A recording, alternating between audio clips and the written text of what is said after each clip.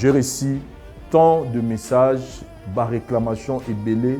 Partout, quand je voyage, dans un avion, dans un pays à Libanda, quand je rencontre les gens, ils me disent toujours Vincent, vérité en face, et Kei Wapi. Donc, rassurez-vous qu'aujourd'hui, cette émission reprend sur notre chaîne La Voix du Peuple.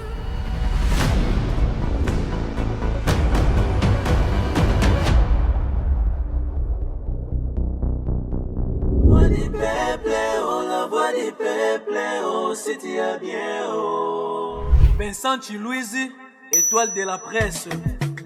La voix du peuple, toujours longueur d'avance. Les informations partout dans le monde. La voix du 2015, le 24 juin 2015, Nesika po biso to kanisaki pe tozaki courage ya kofungola chaîne oyo to bengi bongo La Voix du Peuple. C'était le 24 juin 2015. Et nous avons commencé avec différents programmes. Nous avons tenté contenu. Et c'était au mois de septembre 2015 que Dieu nous a inspiré contenu Oyo, programme Oyo, Tobengi Bongo, vérité en face. De 2015 jusqu'à 2026, aujourd'hui, La Voix du Peuple compte 11 années d'existence, avec 415 000 abonnés. Je commence d'abord à dire merci na créateur Oyo Akeli Ngai na yo, o apesi biso souffle de vie et bonne santé pour que tout existait pendant ces 11 ans. Il y a chaîne Oyo, La Voix du Peuple. J'ai reçu tant de messages, de réclamations et belés concernant ces programmes. Partout, quand je voyage dans un avion, dans un pays à Libanda, quand je rencontre les gens, ils me disent toujours Vincent, vérité en face, et Kei Wapi.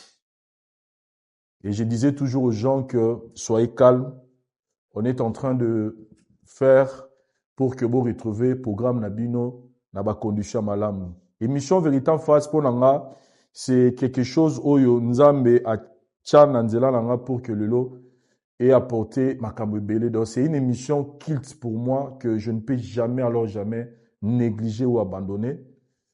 Donc rassurez-vous qu'aujourd'hui, cette émission reprend sur notre chaîne La Voix du Peuple avec un nouveau format. Je pense, après chaque année, tout comme un système plutôt, il y a un thème. Comme maintenant, tout ça, la vérité en face sur le pardon. Donc notre vérité en face est basée sur le pardon. C'est-à-dire, yonde kozo talanga, ozana mutu moko sala mabe, ozana likamoko tikala nango comme culpabilité.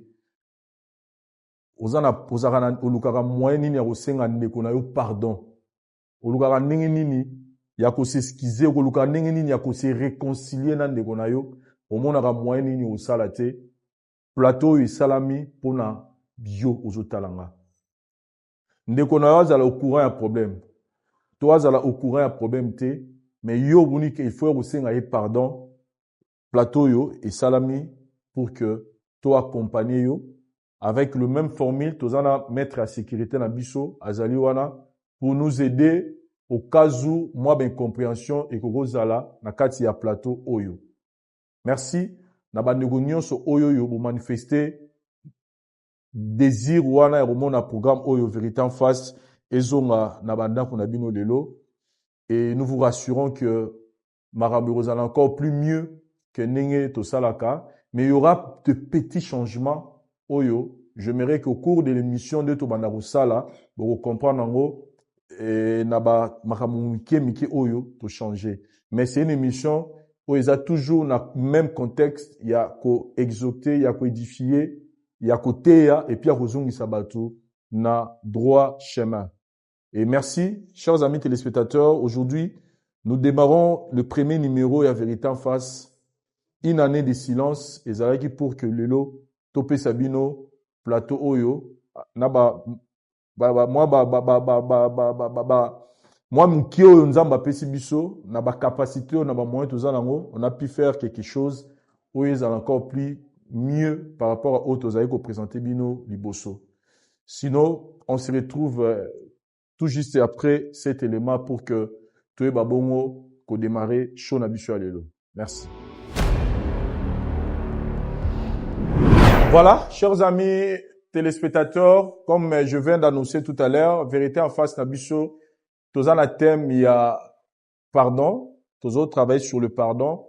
Et aujourd'hui, nous avons réussi beaucoup de cas et ndenge toye na contexte oyo to sélectionner na ba cas oyo toyebi que eza ko tourner autour ya thème na biso. Et pour ces nouveaux programmes, tous en posa ya ba conseiller, mais ba conseiller na biso vous allez plus bino ba ndeko bota la émission oyo à travers ba commentaire, c'est-à-dire panel les arbres fumama na commentaire pour que mutu nyonso oyo aza na conseil ya kopesa par rapport à baka auto en okutana nango awa. En tout cas, eza bienvenue. Tozwa temps, c'est-à-dire mutu aye na problème na ye aza na ka na ye aza na kamozo tumisa ye.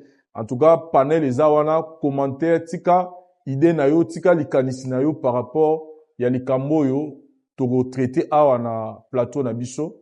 Mais sur place, nous aurons pas tozalisu na ndenge tozali na ba conseiller belete. Donc nous allons commencer à inviter des conseillers. Ça peut être un juriste, ça peut être un pasteur, ça peut être un médecin, ça peut être ça dépend et ben nous dépendre na likambo yo tozo sala et mutu nini to moni comme spécialiste ya likambo là, il faut ya pour apporter biso conseil. Ça peut être un psychiatre, un psychologue, donc ça dépendra. Il y a kao tout ça dans awa, mais dans l'ensemble, bino bandeko bodota la biso pe tout ça pour ça. Il y a ba commentaire na bino pour que isunga bandeko yo bandoya awa na plateau na biso ya vérité en face. Sinon, lelo to qui contact il y a Maman Nadine aza awa na Kinshasa a contacté biso parce que aza na situation moko où ezo s'est passé na kati ya couple na ye. C'est pas une situation où ils a surprise na part ya mobali na ye, mais ça problème où il s'est passé na couple na ye et à tout le cas c'est un pardon na mobali na ye. Elle a fait de tout son mieux pour que mobali na ye alimbisa ye, mais malheureusement mobali azo tenir toujours na décision na ye. Alors c'est pourquoi il nous a contacté pour que to aider ye pour que asi la bongo ko convaincre mobali na ye pour que alimbisa ye et kazonga na libala na ye. Et sans plus tarder, tozo yamba Maman Nadine pour que toyeba qu'est-ce qui s'est passé dans son couple pour que Lelo a se retrouvé na plateau na biso il y a vérité en face. To se retrouver juste après les mao pour que to bungisa décor na biso pona yamba Maman Nadine. Merci. Maman Nadine, bonjour. Bonjour, papa. En tout cas, to pesio lisusu, tozong ici merci, nanga munayo, pour na choix au porté, yaboya na programme na biso oyo vérité en face, oyo ezaboko basé sur le pardon. Tongito yeba, lisolo na wezani, nini menio na émission oyo. Papa, so na benye bino, parce que nana passe na motema. Passe na ngezani. Naza marié. Maman a 4 enfants. 3 filles, garçons, moko. Le problème est que nazara bien na libala nanga. En tout cas, nazala bien. L'autre côté, c'est bien vraiment. Les aïki ka mikolo et outo les cas passé aux semaines passées. Quand l'on passe rapport na papa. Mais naïki otanga kombo mo boy. Donc na on comprend na ngo pété non eye kaka nde tondo passer rapport bongo.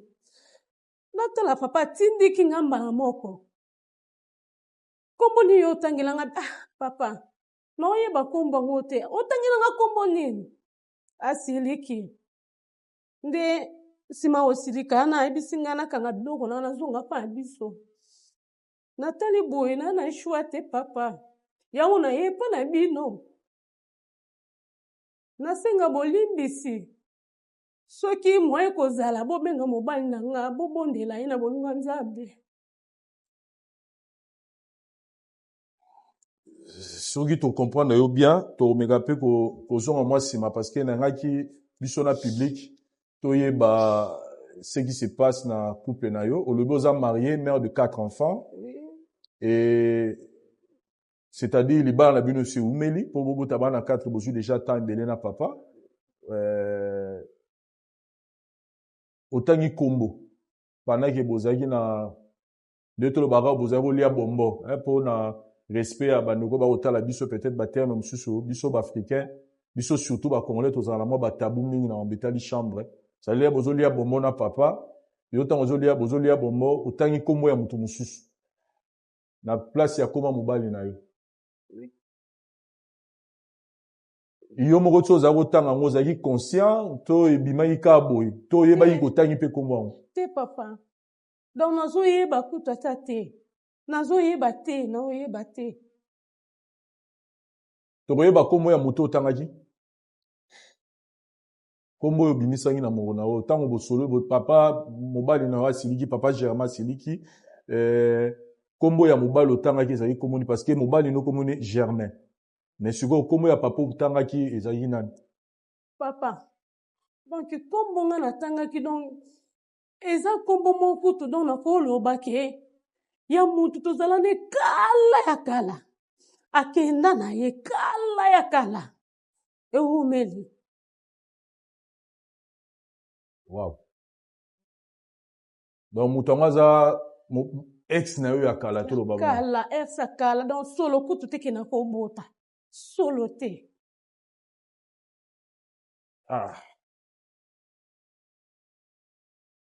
Bon, tozo ça l'émission yo, je pense que les réalisateurs na biso le loi la biso moins de 18 ans pour que tous à la déranger te na bandeko ba otalango par rapport ya makambo peut-être au solalelo et rosa peut-être plus ba parents ba na batalango. On va employer des mots pour nous respecter communauté aux la biso mais on sera obligé peut-être encore tellement ba détails pour que toyeba et là on ni pousser maman à komati na niveau otanga kombo ya ex na ye pendant que bazaki kolia bombo na papa. Est-ce que ça na makambo moko to ba souvenir moko etikala ona mutu concernant ex wana? Ça na biso sincère parce que o biso tozana ngo besoin za poto yeba cause par rapport à cause to yeba ne ko sunga biso ko yeba neni to ko sula na papa Germain pour que alimbisa yo zonga na libala na ye. Ozana ba souvenir moko boye to likamo boye yo ex wana salara yo o esalara que peut-être a zonga ko na makanisi de temps en temps. Ah ti papa. Ti. En tout cas na o penser ngo kutu même pas. Okanisa kete. Bongo ndenge nini ko okanisa mutu te gamba na moko boye. To peut-être makambo yo ndenge papa anoko lia bombo na yo makambo azago sala wana e raisonnisaki yo ex na yo. Moi mobala anda kendo na pensa kete papa ya kala tina banjo bota naza à l'aise na mbali nanga eloko pete nazo comprendre te papa nanga na comprendre te. Sikoyo na maele na biso ya bato na moi expérience ya vie et okoloba pete que peut-être beaucoup tanaki peut-être quelque part bozaki tango solo là peut-être par hasard yango peut-être tango bozonga inanda boya kokanisa kombo na ye papa donc ton na loba ke kala ata boyi na misu na nga na tikala même pas komona ye ata ba nouvelle na ye te papa. Sikoyo na mutu ya mobali no eza nini si albino kanga bisako kende na mutu ya mobali no eza nini ko ozo tromper na mobali mususu papa en tout cas na bondeli o esengeli mwasa bondela na fukami même si bana ndako babi papa limbisa mama azwika décision na eno na otala moyena kende eza te natika bana nakende esimba te na message da na mobali na nga Même bana basololi na papa azo maintenir ta alingi décision. kutu te alingi te bana baloba alingi te Sikoyo ozo jire biso na komo ya Nzambe. Oyo sambelaka mpe Nzambe akela likolo na se que oza na relation moko te na mobali mosusu à part mobali na ndako. papa soki nalobi ke nakosa yo conscience na nga na okosa ngo te nzambe apesi yo na nga souffle tokosa ye te oyo nga nalobi eza vrai tata na likolo ayoka nga oyebi eloko te nayebi eloko moko te, oyebi mpe te papa. ndenge nini nkombo ya ex yango ebimaki na monoko na yo. na nga moko te ezolekela na nga moko ezolekela ngai eposano lelo eza nini? papa so nakimi ye na makolo na bino mpo nayebi ke solution ya bino nde bokozwila nga botalisa ye pardon nayebi ke nasalaka mabe na kala me eza su lelo te osalaka mabe kala? oui mabe nini osalaka? me ntango tovivre na kisheri ndenge totambolaka na ndenge ezake lelo bomoto eye tokotambola lolenge wana te ndenge tando otambola ke vague otambola na lelo eza ndenge moko te lelo makanisi eya ntango ozwi mutu na yo abimi mpa na bino anore yo fofanda kimia C'est-à-dire depuis mobali wana onora yo ti lelo otrompa ete tu peux nous rassurer ça? eloko moko te papa na nga Ok. Chers amis téléspectateurs, je pense que biso na bino toyoki présentation ya problème oyo ndeko na biso maman Nadine Azalango. Elle est venue nous chercher parce que pendant que bazali kolia bongo na papa na chambre, maman Nadine atangaki kombo ya mobali mosusu. Et il s'est fait que papa Germain ou aza mobali na ye, en tout cas aza catégorique alingi sur relation te po na ye maman Nadine azokosa ye. Et on a eu le temps, il y a beaucoup de papa Germain, Nanzela, il y a maman Nadine.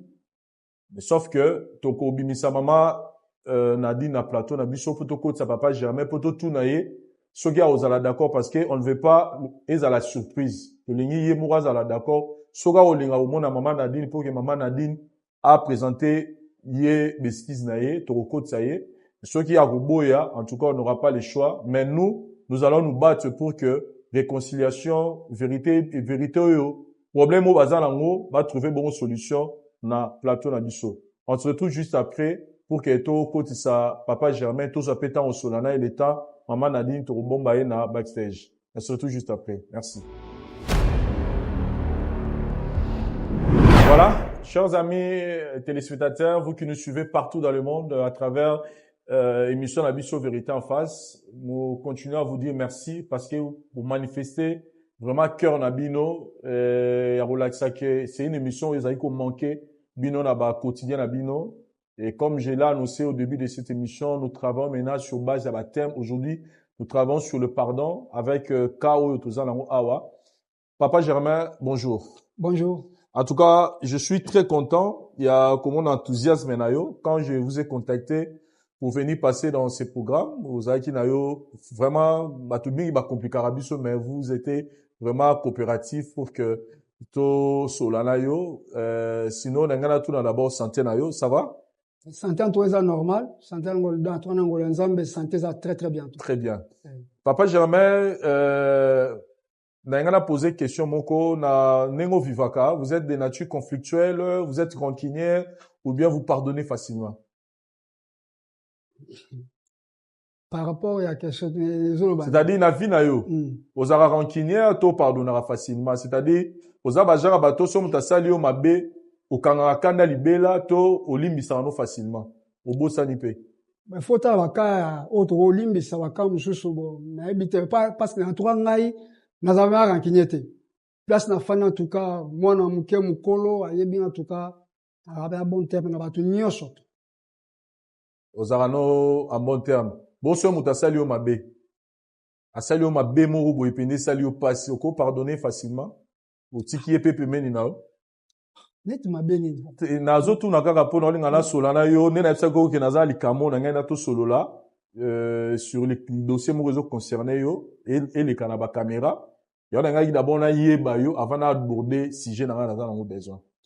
dossier opposé, on dirait que donc ça un problème ou pas dans ngai to que pour nous on tout na que problème na ça problème na problème na tout et puis dans le dossier mon côté ngai. OK.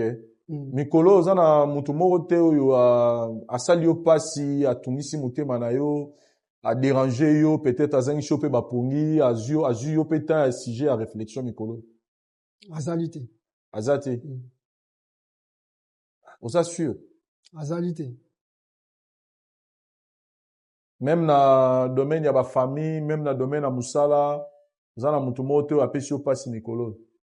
Bon, après premier musala en tout cas mutu te bon.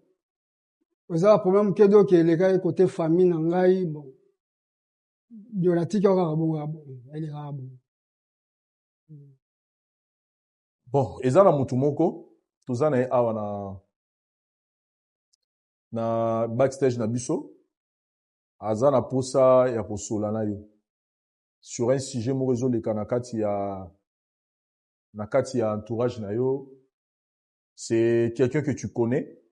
Il y en a posé quelques questions. Soko zana mutu moko yo yebi que zana problème na ye oyo que asali yo pasi yo que peut-être na contexte en l'autre na yo. Soko lobi que za problème moko bilika na famille na yo. Et otiki yango bongo. C'est le cas. To oye ba problème a mwezani. Soko ko partager na biso. La question aux autres, mais un problème où là c'est écrit ça pour ngai. Non, que na le ta plateau ta.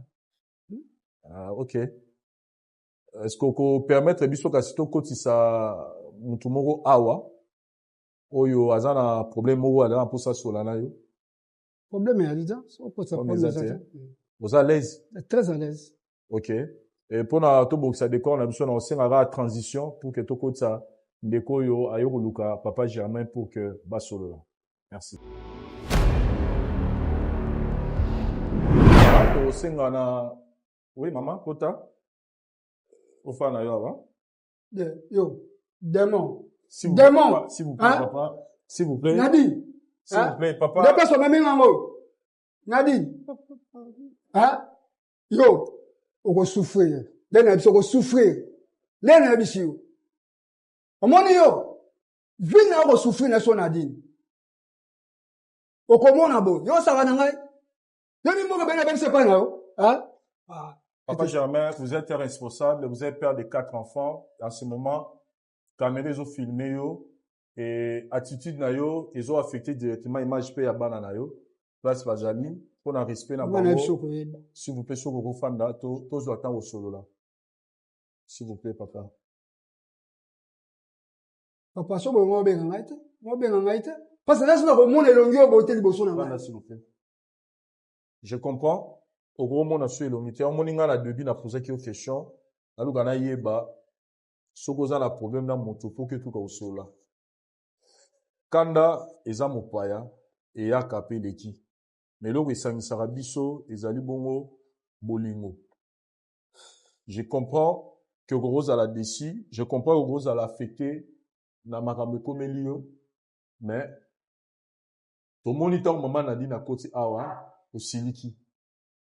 Tu es d'abord soko yebié. Et puis azanani et pas naïe. S'il vous plaît. Papa, tu vas beaucoup excuser na tena ken. Pardon, tu vas beaucoup excuser na. S'il vous plaît, papa, s'il vous plaît. Donner na zo mona ye en tout cas beaucoup excuser na. Soko le bo kende, on peut ça biso passe. Par rapport les kambo eli, tu biso dans la pour ça to yoka yo juste. To yoka yo et lo oni ne pesi yo kana et lo oni ne go comme ça na beta oyo. Et ça, les solos, toujours sur la famille. Ceux qui te montrent que, et, aux a la raison, on tient à souka, moutaro forcé, ou comment la macasse, c'est ça, mais, nous sommes, c'est une autre partager, mon pied, et comme nous, nous, si au can, comme ça, tient à niveau, s'il vous plaît, papa. S'il vous plaît, vraiment.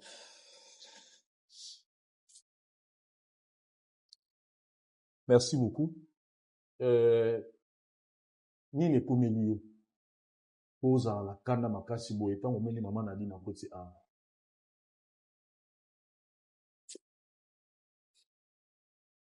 Toi, papa journaliste, oh, azali moi si ya makango te. Moi si na balié na mbongo. Pas moi ça li bandada. Moi soit poser arti moko en tout cas sur na meko expliquer yo, na ebité soko ko sepela fa na ndé bo le mo fandi le pembene wa. Azali mama ba na ngai. Mais ndenga zali wana na koki ko jamais na ko acte ça na ko limbisa été. Papa, pardon. Yo. Tala te bana. Maman a dit, Kala bana. Pardon, papa. Ko wana bana ono ke na ba. Papa, okende wapi? Peut-être o bien o Pardon, bana ko papa. bango. Pardon, papa, nafukami. Oh, papa, nanga, s'il vous plaît. maman a dit, s'il vous plaît. Papa, pasi, Nazo comprendre nakukati. yo, maman a dit, nazo comprendre yo. Nakukati. Nazo comprendre nos places Nakukati, papa, pardon. Nazo comprendre nos places déjà. S'il vous plaît. Toyo kana nous fait. Nous aussi ça vous expliquer ce qui s'est passé dans ta vie, problème aux gens et tout le monde dit que papa a s'exprimer pe. Avant au senga pardon et le reprenant tu dit ah eza au senga pardon. Mais toyo kana nous papa, toyo ka fait pas sinaye, a exprimer papa s'il vous plaît. Expliquez du cœur na yo, qu'est-ce qui s'est passé dans ton couple pour que lelo maman soit botelo bana 4 au bali na mbongo, lelo mona yo olinga même pas me sentir. Qu'est-ce qui s'est passé? Donc, là, que nous avons chaque fois, nous avons à 20h, 21h. Nous avons à salle. À Tika Kananda, on a bana, a dit très à l'aise là-bas. À Zangelo comme côté. À Zangelo côté.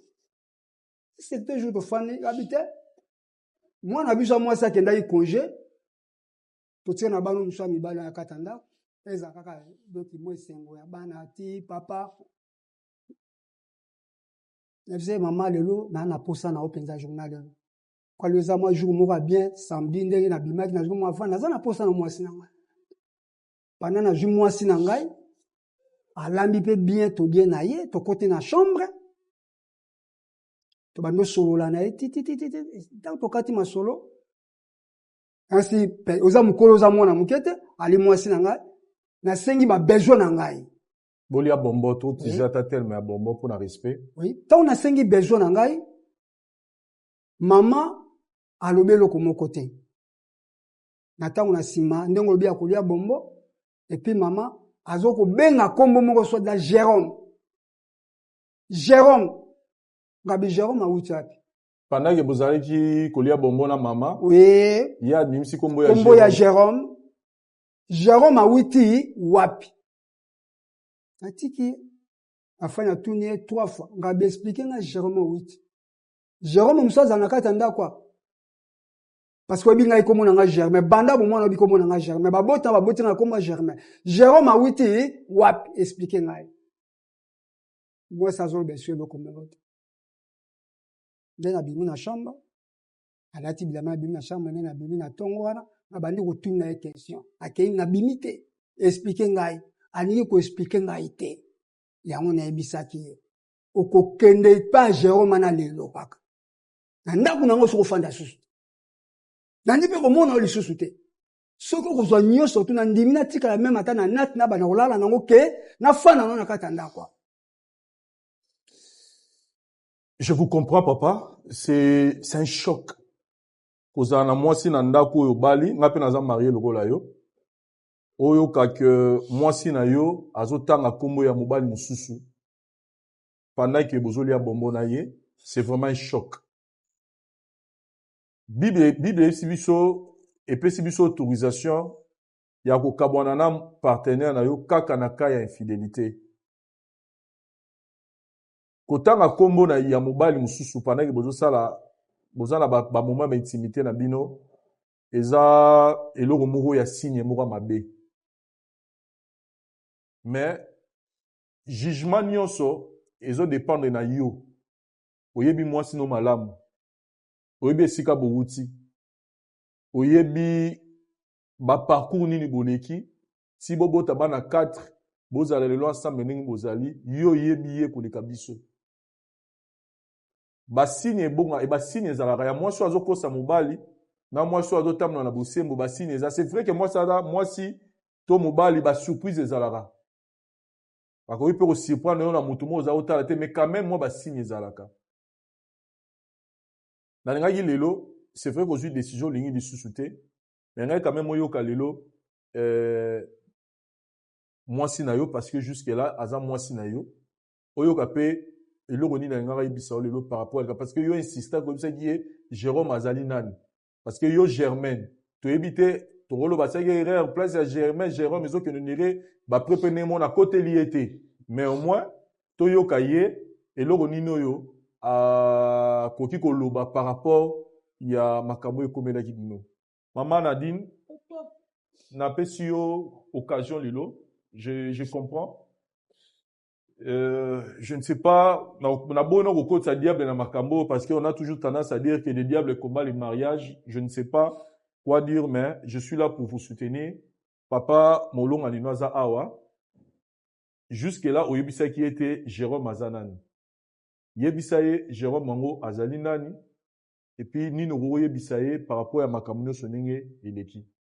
Fongole Lelo Mutema parce que jusque là, au yebisa qui était Jérôme Mango Azanani. Si Azui Kanda, ya mission nanda kunaye parce que ozo pesa identité, ya Jérôme T.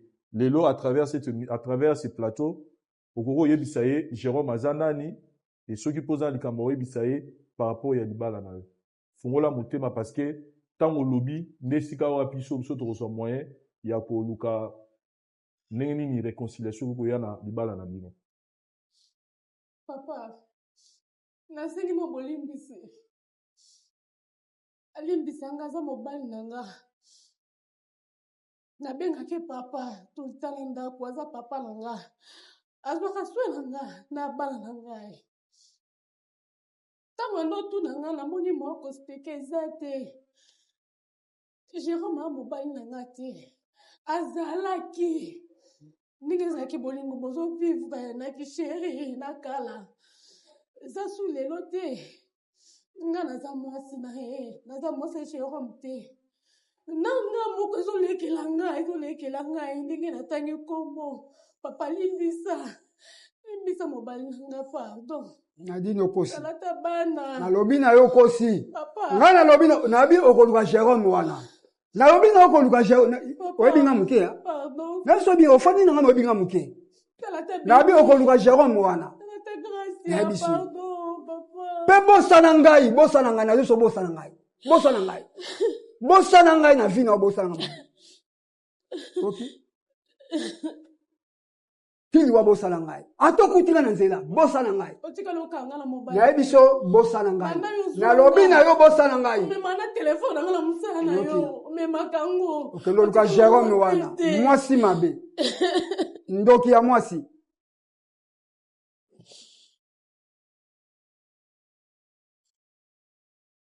Chers amis téléspectateurs, nous sommes devant une situation qui est un peu très délicate. On ne sait pas position yo, maman Nabiso qui est en train de verser des larmes. J'aimerais aussi, papa Germain, ayo kabino na ba commentaire. J'aimerais inviter quelqu'un ici sur ce plateau. Lui, c'est Papa Noël. Il va intervenir pour essayer de conseiller Monsieur Germain ou Tobeng ici na plateau Nabiso lelo pour que Ali Misabongo, Madame Naye, Nadine. On se retrouve juste après. Merci.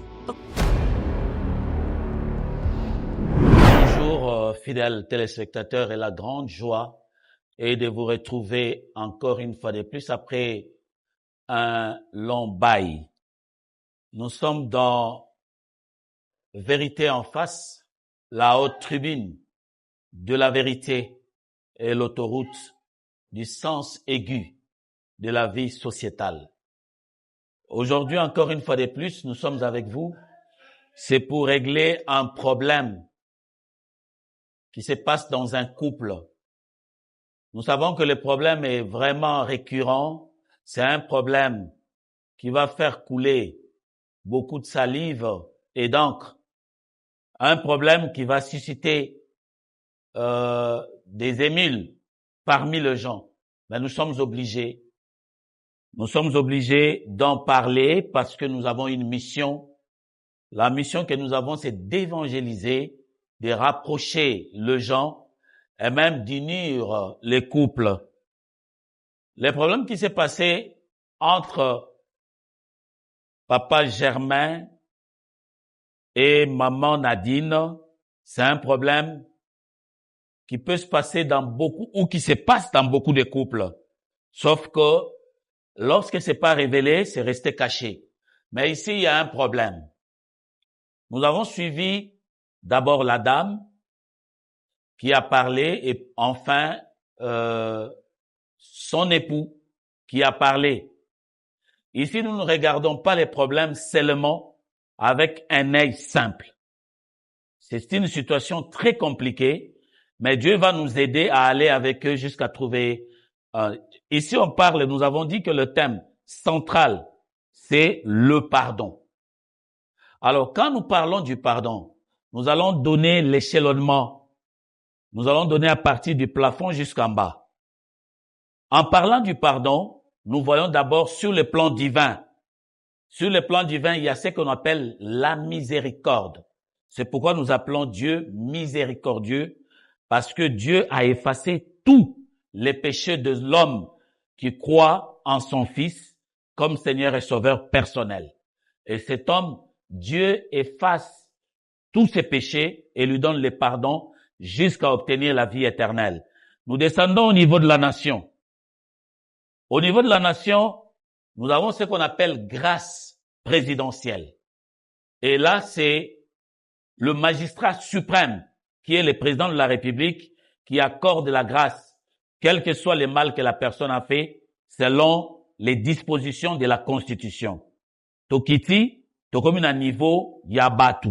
Nous tous, les hommes, dans la nation, pris dans n'importe quel secteur de la vie. Là, il y a le pardon, c'est au niveau individuel, où le pardon peut être accordé na katia couple, na katia famille, entre frères, entre enfants, entre parents et enfants. Le pardon existe. Le pardon a un grand pouvoir. Alors, lorsque nous pardonnons, il y a la libération sur le plan psychologique de tous les deux parties. Mutu a accordé pardon, aza soulagé. Mutu oyo ba accordé pardon, aza également soulagé. Et le pardon, eza vraiment natina ya ko unir batu. Ça unit les hommes. On commence par les personnes individuelles, les couples. Ça unit des clans, des tribus, des ethnies. Ça arrive même jusqu'au niveau des nations.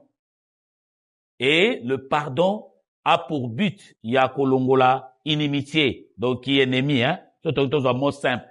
Entre Batu, entre Bamboka, entre Banan, vous en savez un peu plus. Nous avons parlé du pardon, maintenant parlons de l'amour.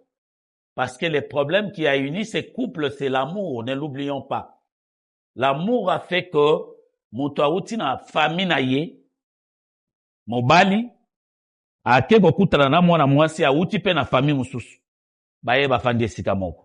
Alors dans les cas, il y a papa Germaine, maman Nadine, ils sont allés même jusqu'à avoir 4 enfants. Unir 2 familles, avoir 4 enfants, ce n'est pas facile. Et là, nous parlons à papa Germain, à Limbisa, mwasi na ye, parce que l'erreur est kokozala eza humain, l'erreur. Et moi, si nae eloko sali, oui, chacun de nous peut apprécier ça de sa façon. Nous reconnaissons que Nzambe na liloba na ye eloko condition o ye accepta pour que couple kabwana eza adultère. Si quelqu'un en sait plus, il peut nous enseigner. Mais ici, je sais que eloko ngana yebi na liloba Nzambe zali adultère ne sala que moi c'est mbali bako kabwana. Mais ici, surtout côté dans les faits, papa Germain n'a pas arrêté ou attrapé sa femme na mobali mususu. Mais ayoki nde na matoi na ye, moi si pendant que bazolia bonbon, atangi kombo ya ex na ye. Mais je vais vous dire une chose. Si réellement vous aimez quelqu'un, papa Germain, si vous aimez votre épouse, sachez ceci. La relation que nous avons, surtout entre l'homme et la femme, et je exige biso, tondi m'a passé, il y a l'un et l'autre dans les couples, to accepter les présents, pour to vendre des sikamoroto ou mela, et ensemble, to projeter l'avenir.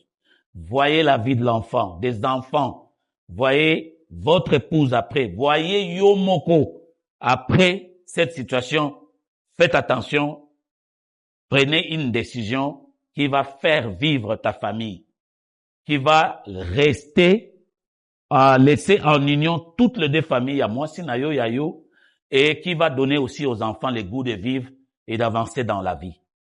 Reprenez votre femme et Dieu vous bénira. Ezaki na ngoka eloko moko koti na famille pour épée sa division. Reprendre moi sinayo, joie moi sinayo. Nous vous en prions. Merci.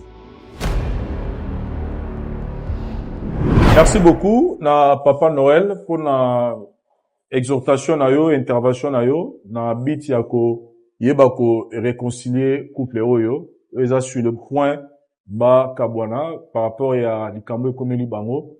Maman Nadine ni no goyebisa mobali na yo avant que peut-être biso tozapeta osola na ye na nyonso komeli yo parce que là na miso ya bato na miso ya mobali na yo oza traité ya mwasi oyo atrompaka mobali na ye et na se ya bolingo abimisi kombo ya mobali yango ya trompaka ye bato ebele bakointerprete yango bongo bato ebele bakoswa yango bongo s'il faut dire un mot par rapport na yango mobali no aza awa okoyebisa ye nini papa kanisa mobongo te na fidèle pareil nasengaka boyindisi bana bamike naokoka te kolongolanga na ndako na ye na maboko nde naokoka te bana bamike avant na bota na jirango mpa nzambe bana na nanga mona oboko na bango moto mosu te papa pardon nafukami liboso na olimbisa ngai pardon natrisha yo te pardon papa naoki bapardon na yo papa Germain, maman Nadine Fanda, s'il vous plaît. C'est vrai que, étant qu'un être humain, Makabo et Komelio, aux hommes mérités, qu'on réagir boy. Na rolobate que, ceux qui Komeli ngai, ton de gomosu, se toloba, pour la nuit, réagir boy. Pour une femme qui est au Bali, au Botibana, oyebi ke soki ya okanisa koma mobali to sera robeta lisola mobali fait alayo. On ne sait pas ce qui s'est passé, mais moi je sais une seule chose, c'est que Bible est biso que le diable ne vient que pour dérober, égorger, détruire. Liba les ali mystère oyo nzambe karanda yebi yango et puis to yebi biso na bokila wa kezara vraiment combattu. Mariage ezara combattu na ba façon belé.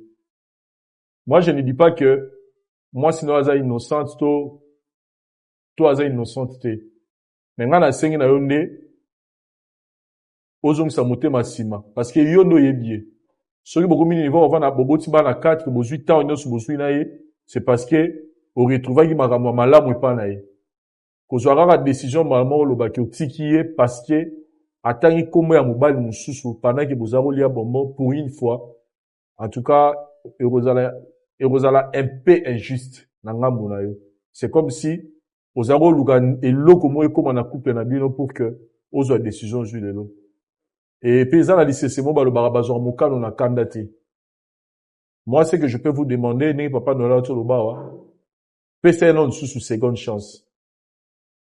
Ça la investigation ce qui effectivement azo trompé yo là c'est bon. Mais aussi longtemps que eza eloko yo bana bobala ni nanu esalama te toyebi makambo ndenge tozala bafamille baafricain toyebi nini bamakambo mabala ekendaka donc nga loko nakokosenga yo papa ozongisa motema no nsima tala esika bouti na mama Nadine tala bolamu na ye tala makambo ya malamu oyo asala mpo na yo et continue bainvestigation na yo meka kolandela lisusu peut-être ekozala mpe erreur munoko des fois ebimisaka mpe makambo mosusu de façon inconsciente. Toza na partie mo to benga ngo subconscient na cerveau na biso oyo des fois yo place oyo gérera ba émotion na biso ba sentiment ba kanda ba souvenir ba bâtiment ya cœur ba fonctionnement ya ba organe na biso ya kati et dépendant na biso te tango lala na butu osaka effort moko te po o respirer to ndenge to vandi awa yo te tozo faire battre cœur donc partie wana cerveau na biso et agissera peu des fois na volonté na biso te. Peut-être parti wana ilamuka ki ebimisi kombo wana de manière inconsciente o yemoko pazolo ba réalité nini na sala kyango donc au fond la porte te na likambo yo et ko mema peut-être destruction alobi à tout à l'heure alobi akana jamais moi aussi mususu akobokolela ye bana na ye. Donc nga na sengi yo na yebi koza na kanda, c'est normal, je vous comprends, je vous condamne pas na kanda no sokoza nango, mais loko na bosengo kana mitu ezaka que ozwa tana yo, avozwa décision finale, peu importe temps kozwa, mais ozwa na nous temps, o se rassurer que mukolo kozwa décision oza na kanda te. Parce que décision nyonso tozwa na sa kanda, on finit toujours par regretter pour le reste de la vie na biso. Quand on veut prendre une décision, il faut tout se rassurer que tout ça on pas sur l'émotion. Donc on a sengi yo yondo yebi mwasi na yebi maman Nadine. En tout cas koyoka maman Nadine, je sens vraiment que elle est innocente, que c'était peut-être erreur car et ça la autant à comment mobile mususu pendant que vous avez ça ba acte vous avez lié ba bonbon na ndino na ta chambre. En tout cas longa na bo sikiye yo vraiment yango wana ozung sa motema sima aussi ça na nkanda wana kita et puis ba kozwa décision par rapport à Kabu. Merci, papa journaliste, en tout cas, merci. Pardon, no sengo te banana ndako. Mais, tout ça bat. Tout ça bat. Ok, marmo, pasteur à lobby, tout ça bat. Vous pouvez s'en entendre. Vous pouvez s'en entendre. Koga lelo boete do ki a rejoint ndako do ki. Ngana yebi peut-être o le kabino no sote. Moni, vous pouvez s'en entendre. Ete obenga to ba numéro na obenga bino na ko expliquer no un jour nini o ngai moko na ozwa kimia na ko je pesa ba boti na. Mais pona lelo na nute ke ya zonga na katanda bo pesa na autant na za mutu. Surtout na no bolui pona mabana nano de na fana na kina raisonna na moi mingi. En tout cas, merci en tout cas. Merci. Merci beaucoup. Maman Nadine, osambelara. Soro dengo le bosambelara, continue osambela nzambe na yo. Nzambe abundela ba innocent. Tant que vous êtes innocent, nzambe bara obundela yo okota likam na yo. Et biso pe na ngam na biso totiki binote, ndenge papa lobi totiki leta. Comme eza makambo yo tuko salama, azana no na moi émotion wana. Yo continue osambela zwa kimia, to garder contact pour que lobi to ya kopesa suite na émission na biso effectivement que ozongi na libala na yo na kina nyonso. Voilà, chers amis téléspectateurs, c'était votre émission Vérité en face sur le pardon. Oyo et engagaki maman Nadine na mobali nae concernant situation bazanango. Tozape na posa ba point de vue na bino. Totika ila contact na couple pour que toyeba nini to sa na sima, mais on peut vous rassurer que to peut sabino suite na mikolo roya. Sinon, on se retrouve prochainement. Merci l'équipe technique na biso et soumis biso pour que botala émission lelo parose sayo et puis Urano. Gilles Vazolandonga et surtout merci pe na bandeko nyonso yo bosita rota l'émission yo, merci la sécurité na biso wazaki wana et pour na biso tout le monde prochainement. Bye. La voix du peuple, oh la voix du peuple, oh c'est bien oh. Vincent Chilouizi, étoile de la presse. La voix du peuple, toujours longueur d'avance. Les informations partout dans le monde. La voix du